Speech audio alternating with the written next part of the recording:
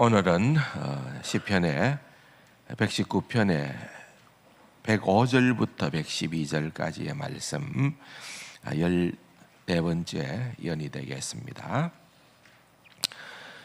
다 같이 읽도록 하겠습니다. 주의 말씀은 내 발의 등이요 내 길의 빛이니이다. 주의 의로운 규례들을 지킴으로 맹세하고 굳게 정하였나이다. 나의 고난이 매우 심하오니 여호와여 주의 말씀대로 나를 살아나게 하소서. 여호와여 구하오니 내 입이 드리는 자원 제물을 받으시고 주의 공의를 내게 가르치소서. 나의 생명이 항상 위기에 있사오나 나는 주의 법을 잊지 아니하나이다. 악인들이 나를 해하려고 올무를 놓아사오나 나는 주의 법도들에서 떠나지 아니하였나이다. 주의 정거들로 내가 영원히 나의 기업을 삼아사오니 이는 내 마음의 즐거움이 됨이니이다. 내가 주의 율례들을 영원히 행하려고 내 마음을 기울였나이다. 아멘. 날씨가 조금 풀리더니만은 또 다시 또 좀 추워지는 것 같습니다. 건강 유의하시고요. 14번째 연입니다. 한번 히브리어 문장을 한번 보실까요? 여기에 등장하는 14번째 단어는 위에 저렇게 눈이라고 발음하는데 영어 알파벳은 N에 해당되겠죠. N. 지난번 13번째 연은 히브리어 단어가 맴이었습니다. 맴인데 영어 단어로는 M에 해당되어졌고 이제 14번째는 눈이라는 단어로 그 첫 글자가 다 시작이 되었는데 저것은 영어로 말하면은 N에 해당되어지는 그러한 단어입니다. 8절 모두가 예외 없이 다 그렇게 눈으로 시작되어지는 말로 되는 겁니다. 되었고요. 12번째 연에서 우리가 이제 하나님의 말씀이 천지에 하늘과 땅에 견고하게 섰습니다 라고 그렇게 시인이 고백하는 것을 보게 됩니다. 그런데 그 다음 13번째 연으로 와서 보면은 그렇게 견고한 또 확실한 하나님의 말씀으로부터 우리는 지혜를 얻는다고 그렇게 시인은 고백을 합니다. 하나님께서 말씀을 통하여 원수보다도 더 나은 지혜 또는 스승보다도 더 나은 명철 또는 노인보다도 더 나은 명철을 다 지혜라고 볼 수가 있겠지요. 말씀으로부터 우리가 지혜를 얻게 된다라고 하는 것을 13번째 연에서 그렇게 강조를 했다고 하면은 그렇다고 하면은 그 말씀이 얼마나 좋습니까? 그 말씀이 얼마나 능력의 말씀입니까? 그래서 14번째 오늘 우리가 읽은 이 연에서는 그렇다면은 시인은 고백을 하는 거죠. 나는 주의 말씀대로 살겠습니다. 이 말씀을 따라 살겠다고 그렇게 시인은 고백을 하고 있는 것입니다. 확고부동한 말씀, 변함이 없는 말씀, 이 말씀은 내 인생에 필요한 모든 지혜를 다 공급하는 말씀일 뿐만 아니라 나를 변화시켜주는 그러한 말씀, 그것이 핵심이라는 거죠. 내가 변화되고 싶습니까? 라고 물었을 때에 여러분들이 동의를 한다면은 변화의 키는 다른 데 있는 것이 아니라 말씀에 있다는 거예요. 말씀. 그래서 나는 말씀을 따라서 살기로 결심합니다. 106절에 보면은 주의 의로운 규례들을 지키기로 맹세하고 굳게 정하였나이다 그랬습니다. 또 112절 마지막 절에 보면은 내가 주의 율례들을 영원히 행하려고 내 마음을 기울였나이다 그랬습니다. 단순히 결심했다는 그 정도의 차원을 뛰어넘는 거죠. 마음을 정하고 결심하고 맹세하고 다짐하고, 왜? 이 말씀을 결단코 허비할 수가 없으니까. 이 말씀이 나로 하여금 가득 채워지는 그런 복된 말씀이 되는 것이 비로소 내가 살 수 있는 길이다. 정말 말하자면은 정말 주님을 닮고 싶습니다. 정말 나는 이 땅 위에서 경건한 인생을 살고 싶습니다 하는 그 열망을 우리가 가지게 되어진다면은 자동적으로 자연스럽게 나오는 그러한 표현이 바로 오늘 본문에 나타나는 이 표현입니다. 특별히 여러분 105절 말씀, 이 말씀이 여기에 있었구나 할 그러한 말씀이죠. 익숙한 말씀이죠. 다시 한번 볼까요? 뭐라고 나와 있습니까? 다 같이요.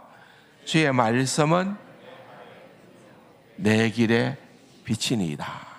이거 외우기 쉽죠? 옆에 사람하고 한번 외워보십시오. 간단하니까. 시작.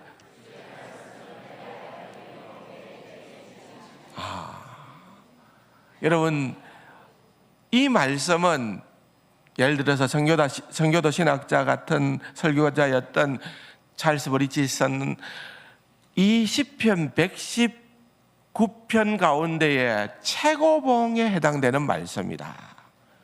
이게 시편 119편에서는 가장 돋보이는 그런 말씀이 105절이다.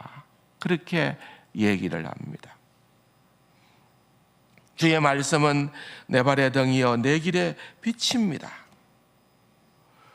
그렇게 되기 위해서 그는 한 걸음 더 나아갑니다. 설명을 합니다. 이 말씀의 빛은 내가 책상 위에서, 내가 의자에 앉아서 내가 하나님의 말씀을 깊이 연구함으로써 그 비밀을 누리는 것이 아니라 내가 순종의 현장에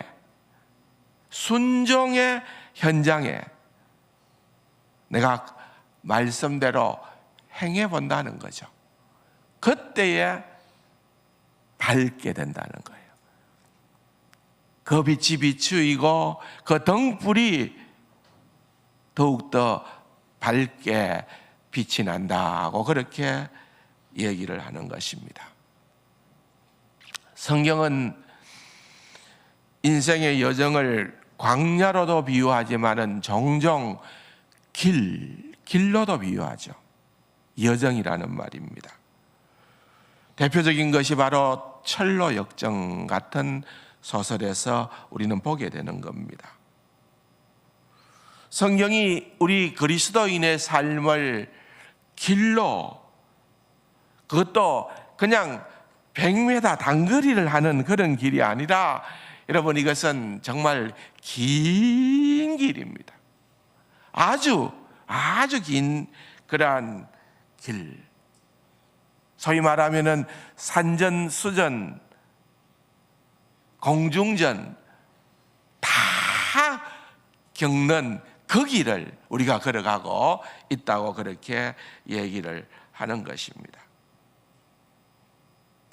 105절의 말씀을 가지고 또 묵상을 해보면은 그 우리의 인생이 길이라고 한다면은, 여러분, 우리는 낮에만 걸어가는 그러한 삶이 다 될 수는 없잖아요. 때로는 우리는 어두운 밤을 만나더라도 피치 못해 그 길을 걸어가지 않을 수 없는 그러한 형편들도 종종 있게 된다는 것입니다. 물론 낮에는 등이 필요하지는 않겠지요. 밤에 등이 필요합니다. 이 말씀을 좀 더 영적인 의미로 들어가서 보면은 우리가 이 어두운 세상을 걸어갑니다. 이 어두운 세상을 걸어가면서 무엇이 옳은 것이고 틀린 것인지, 무엇이 진리이고 비진리인지, 무엇이 참이고 거짓인지를 분별할 수 있는 능력이 우리에게는 충분치 못하다는 거예요. 그렇기 때문에 우리는 우리 자신을 알면 알수록 주의 말씀이 내 발의 등이요 내 길의 빛입니다. 그렇게 고백할 수밖에는 없는 거예요. 구약성경 출애굽기 13장에 보면은 여호와께서 그들 앞에서 가시며 낮에는 구름 기둥으로 그들의 길을 인도하시고 밤에는 불 기둥을 그들에게 비추사 낮이나 밤이나 진행하게 하시니 낮에는 구름 기둥 밤에는 불 기둥이 백성 앞에서 떠나지 아니하니라 그랬습니다. 이스라엘의 광야 시절이죠. 하나님께서 그들을 구름 기둥과 불 기둥으로 인도하셨다는 거예요. 근데 여러분, 그 구름 기둥과 불 기둥은 두 가지 기능이 있어요. 그들을 인도하는 기능이 있고요, 낮에 그 강렬하게 비추이는 태양, 또 밤에는 광야에서 엄청 기온이 떨어짐으로 말미암아서 올라오게 되는 추위, 그것들로부터 그들을 보호해주는, 인도하는 기능이 있을 뿐만 아니라 또 한편으로는 보호해주는 기능이 있다는 것입니다. 이 두 가지가 다 같이 가는 거예요. 인도하는 기능과 보호하는 기능인 거예요. 특별히 오늘 이 본문을 통하여서 우리가 생각해 보는 것은 후자에 더 비중을 두자는 거죠. 하나님의 말씀이 우리를 인도하는 것은 당연하지요. 그러나 또 하나님의 말씀의 기능은 우리를 보호해 주신다는 것입니다. 가끔씩 우리는 우리의 인생길이 지뢰밭과 같다라고 그렇게 느낄 때가 있지 않습니까? 제가 전방에서 군 생활을 하게 되어졌을 때에 여러분, 전방에 가면은 항상 표시되어 있는 것이 있어요. 옛날에 전쟁 때에 하도 지뢰를 많이 뿌려놓아 가지고서 확인되지 않는 곳은 미확인 지뢰지대라고 하는 그런 줄을 치고 그렇게 팻말을 쫙 붙여 놓습니다. 그런데 거기는 들어가지 말라는 거죠. 가을에 갈대가 얼마나 바람에 휘날리는 갈대가 얼마나 아름다웠으면은 우리 병사들이 지나가다가 불과 한 도로에서 한 1, 2m 안쪽이거든요. 큰 차이 없어요. 지뢰를 밟는 거예요. 여러 명이 죽고 사상자가 일어났습니다.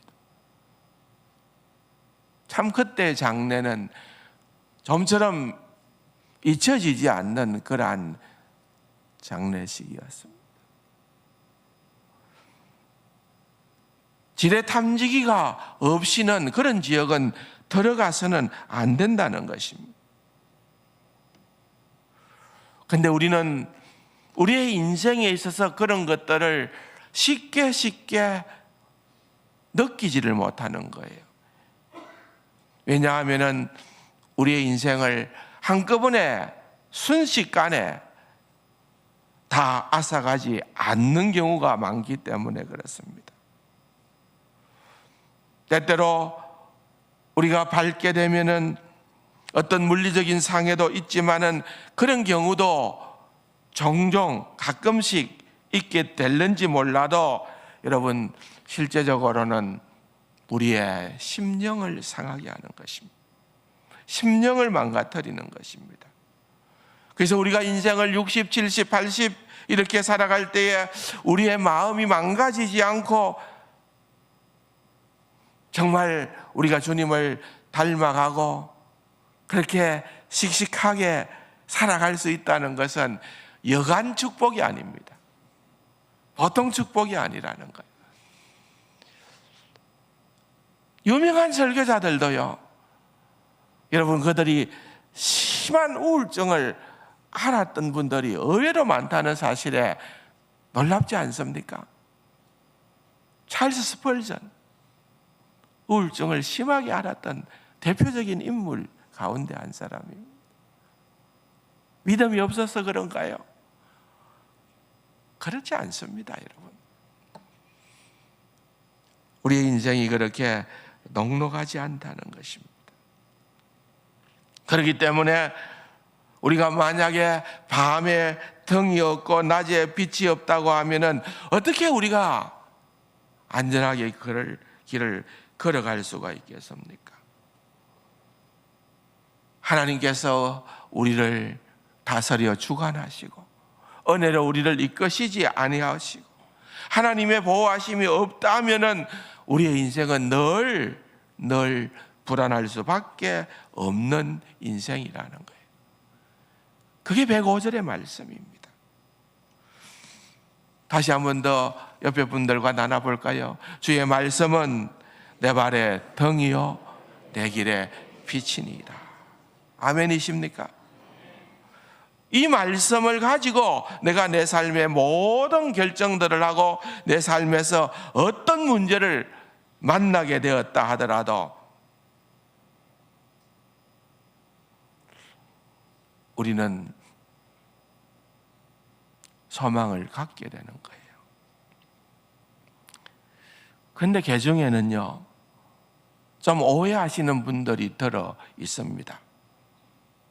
나는 하나님께서 나에게 어떻게 하라고 하시는지 그 세부적인 지침을 성경 말씀을 통하여 얻기를 원해요. 또 아니면은 꼭 성경 말씀 아니어도 심지어는 주님 내가 어떻게 해야 합니까? 성령님 저에게 지시해 주세요. 제가 이 사람하고 결혼할까요? 저 사람하고 결혼할까요? 하나님 내가 지금 지하주차장으로 들어왔는데 하나님 좌회전할까요? 우회전할까요? 어디가 주차 공간이 있을까요? 하나님 내가 지금 로또 복권을 하나 샀는데 넘버는 몇 번으로 할까요? 여러분 어떻게 생각을 하시나요? 이런 식의 기도를 하시는 분은 없나요? 합당치를 않습니다. 성경은 우리로 하여금 그런 식으로 성령님을 사용하라고 말하지 않습니다. 그건 하나로 말하면은 사용하는 거라는 거죠.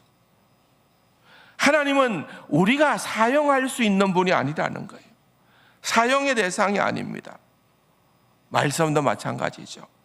주의 말씀은 내 발의 등이요 내 길의 빛입니다 라고 하는 것을 우리가 어떤 일상의 삶 속에서 모든 결정의 근거를 발견하려고 하는 구체적인 지침 또는 세부적인 지침을 발견하려고 이 말씀을 사용하려고 하면은 금방 우리는 어려움에 직면하게 되는 거죠. 왜냐하면은 말씀이 그렇게 말씀하지 않기 때문입니다. 우리의 삶 가운데 우리가 어떤 상황 속에서 내가 이쪽으로 가야 하는지 저쪽으로 가야 하는지를 말씀하고 있지 않는 거죠. 성경이 기본적으로 예를 들어서 우리의 결혼 문제, 직장 문제, 대인관계, 사업에 대한 것 이런 우리의 삶의 결정적인 그런 고비고비들이 얼마나 많이 있습니까? 물론 그럴 때마다 우리가 기도해야죠. 기도하지 말라는 건 아닙니다. 하나님의 말씀을 통하여서 지혜를 얻는 것은 필요합니다. 모든 지혜와 지식은 그리스도로부터 나옵니다. 그 지혜를 통해서 우리는 하나님의 말씀을 통하여 판단할 근거를 배우게 되는 거라는 거죠. 기도하게 된다는 거죠. 그런데 우리가 기도할 때에 하나님, 내가 왼쪽으로 갈까요? 오른쪽으로 갈까요? 이 사람입니까? 저 사람입니까? 이 직장입니까? 저 직장입니까? 그게 우리의 기도가 되어서는 안 된다는 거예요.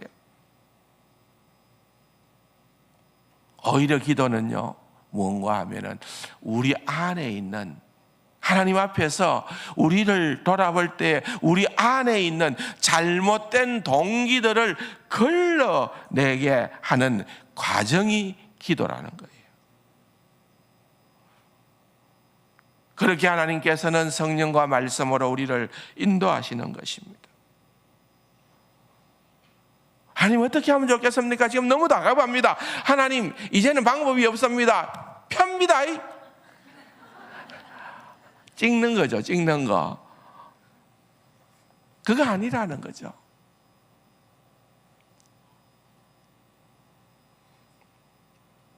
그래서 데렉 키드너와 같은 분은 105절을 이렇게 설명을 합니다.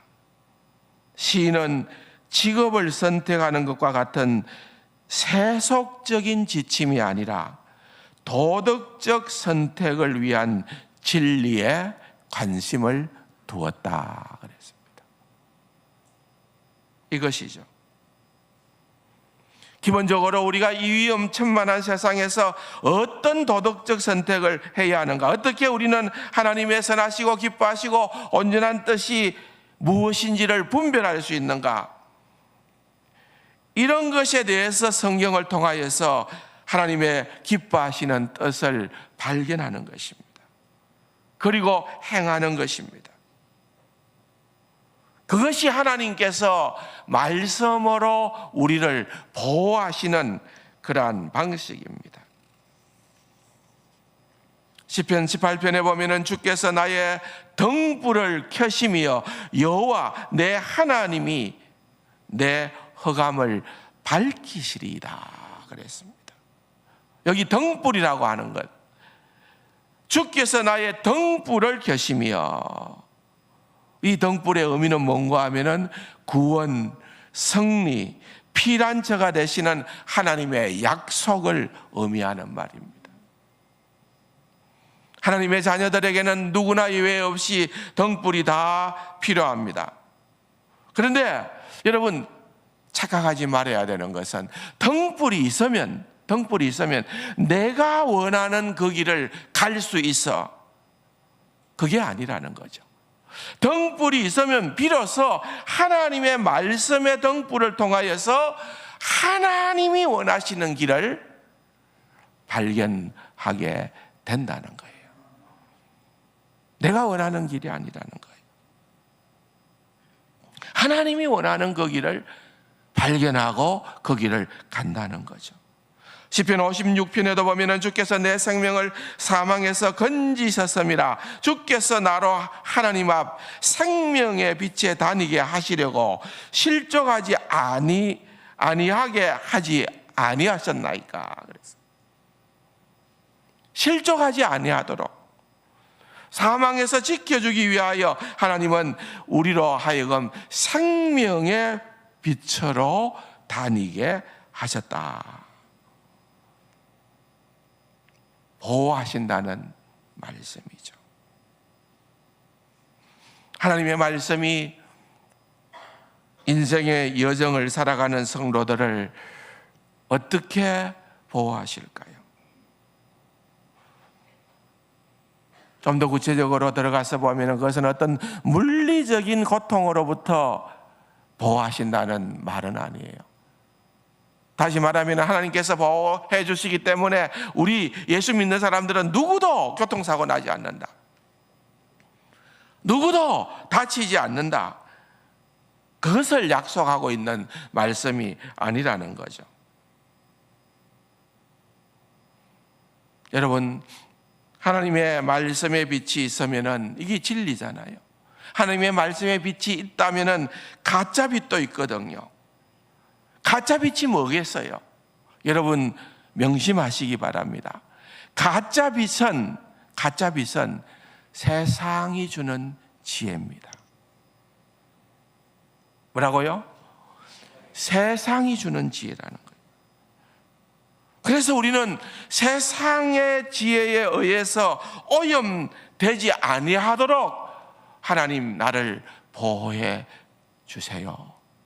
그렇게 기도해야 되는 것입니다.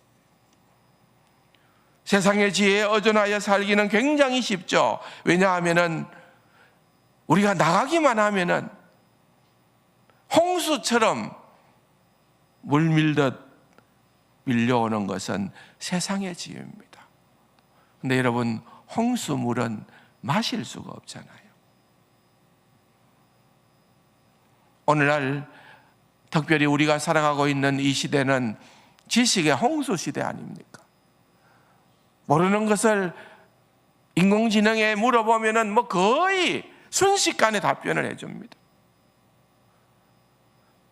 내가 조금만 궁금한 거 있으면 유튜브 틀고 검색하면은 순식간에 다 나옵니다.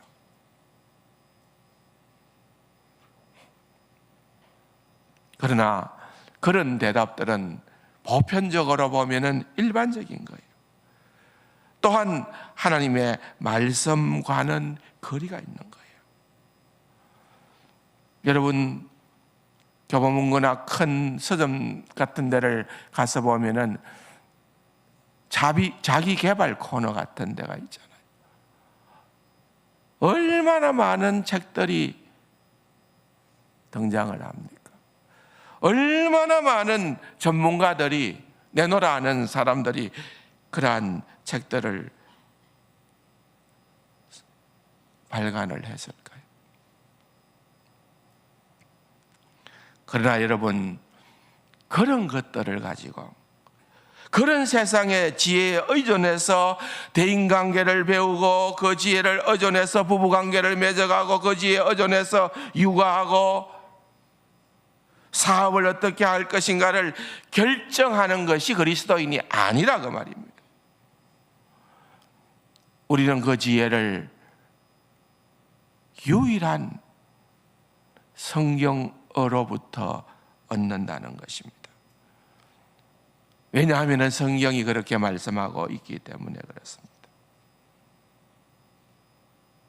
왜 세상 지혜가 가짜일까요?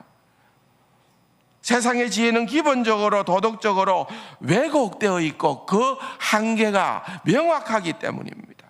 그 출발선상이 그렇다는 거예요. 왜냐하면 여러분, 세상적인 모든 지혜의 출발점은 성경에 나타나는 인격적인 하나님을 인정하지 않습니다. 하나님의 속성을 인정하지 않아요. 인간의 부패를 인정하지 않아요. 우리는 무엇이든지 할 수 있다. 내가 곧 신이 될 수 있다. 이런 얘기죠. 소위 말하자면 세상의 모든 지혜의 출발점은 무신론과 인본주의의 전제를 가지고 시작을 하고 있는 거예요. 그런데 여러분, 그것이 진리인 양 목매달고 그렇게 살아야 되겠습니까? 물론 일반 은혜의 측면에서 보면은 세상의 모든 지혜가 다 잘못됐다고 그렇게 말할 수는 없겠죠. 그러나 우리는 그것이 진짜는 아니라는 거죠. 하나님의 말씀을, 성경의 지혜를 따라서 우리는 걸러야 하고 그것을 분별할 줄 아는 그러한 해안이 반드시 필요하다. 그 그 말입니다. 하나님의 말씀에 익숙하여 성경적 세계관, 성경적 가치관, 성경적 인생관을 형성하지 않게 되면은 여러분, 우리는 그냥 무분별하게 어떤 책이든, 왜요? 전문가가 썼으니까. 어떤 말이든, 왜요? 전문가가 말하니까.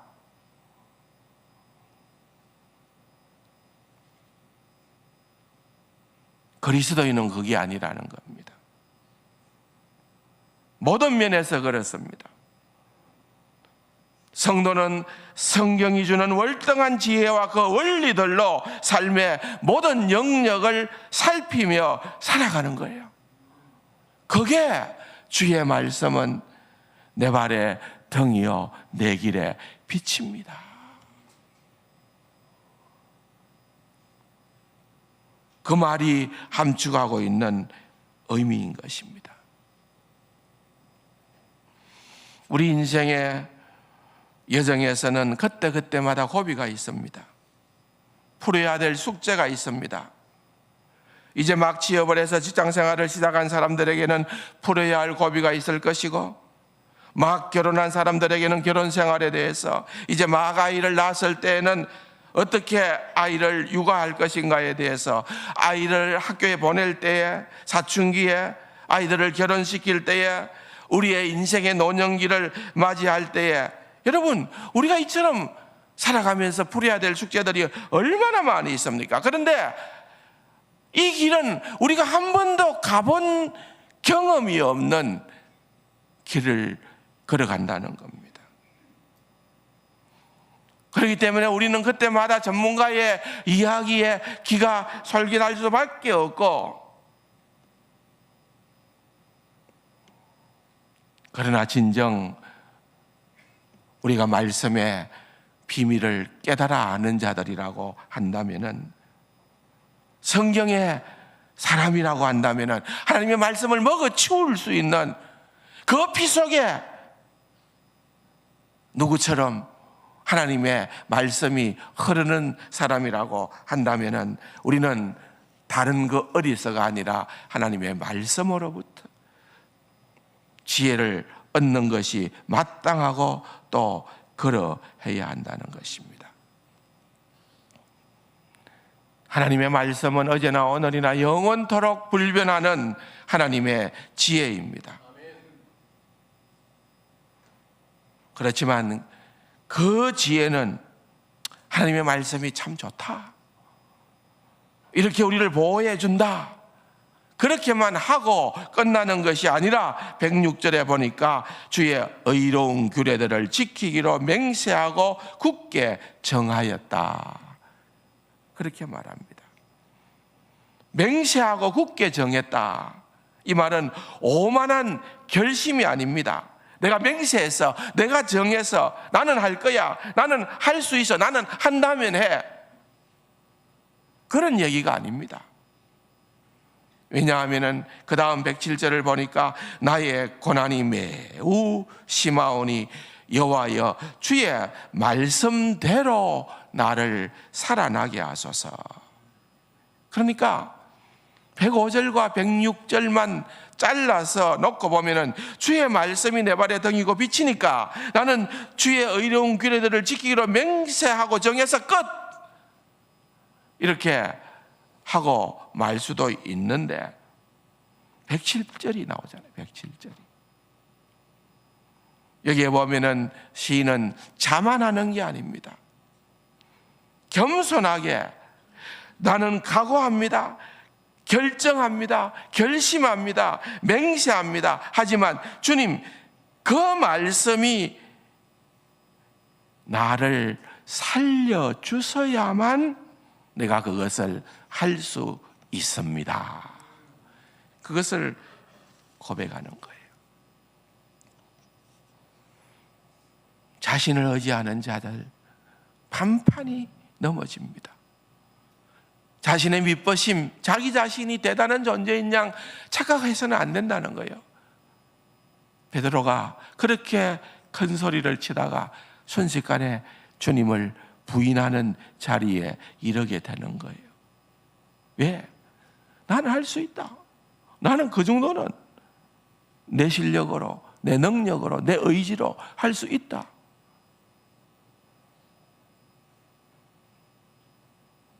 내가 주와 함께 죽을지언정 주를 부인하지 않겠습니다. 얼마나 담대함입니까? 그러나 여러분, 그것이 과연 가능할까요? 여러분, 살아오시면서 숱한 믿음의 결심들을 많이 해오지 않았습니까? 언제 주로 결심합니까? 성구영신 예배 때. 올 한 해는 나는 반드시 이렇게 하리라. 근데 한 해가 기울어져 갈 때에 그 결심이 제대로 진행되어집니까? 그런 분들도 있겠죠.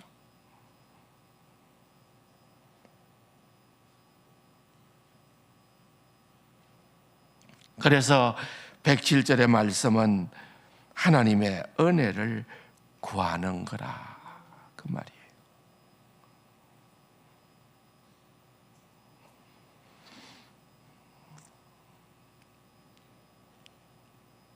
설교 후에 찬송을 321장으로 정했는데, 날대속하신 주님께, 거기에 보면은 후령 부분에 나 구주 위에 살리라 내 기쁨 한량 없으리. 나 구주 위에 살리라 내 기쁨 한량 없으리. 내가 그렇게 결심하고 내가 주님을 위해 살아간다면은 내 기쁨이 충만하리라, 그렇게 고백하는 거죠. 찬양하는 거죠. 그런데 이어지는 다음 절이 뭡니까? 내 갈 길 인도하소서 내 구주 예수여. 내 능력, 내 실력, 내가 가진 것 갖고 안 된다 이거예요. 주님께서 내 길을 인도해 주셔야만 그 일들을 능히 감당하고 또 감당할 수가 있게 되어집니다. 그렇게 주님을 더욱더 소망하고 바라보면서 하나님의 말씀에 그 놀라운 비밀을, 그 놀라운 지혜를 가지고 정말 지혜롭게 이 세상을 살아가는 귀하고 복된 우리 세상 가족들 다 될 수 있기를 주님의 이름으로 축원합니다.